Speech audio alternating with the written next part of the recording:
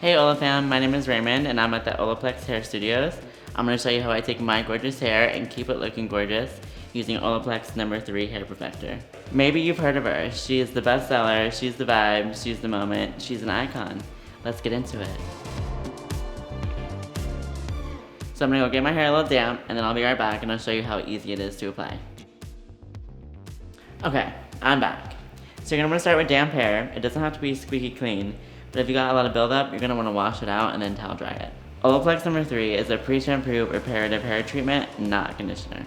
So what it does is it repairs and strengthens the bonds of your hair, keeping your hair super strong, just like my girl Brittany. Alright guys, I'm going to apply a small amount because a little goes a long way. It's very spreadable.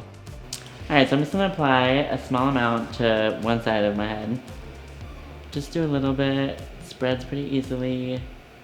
Just work your way up to your root. Right now I'm going to apply it to the other side. I like to really massage it into the ends of the hair, just to really make sure I get all the bond technology in there. Alright guys, I'm leaving this on for about 10 minutes. You can leave it on for longer if you'd like, but I'm only going to do 10 minutes today. I'm going to follow up with 4 and 5 in the shower.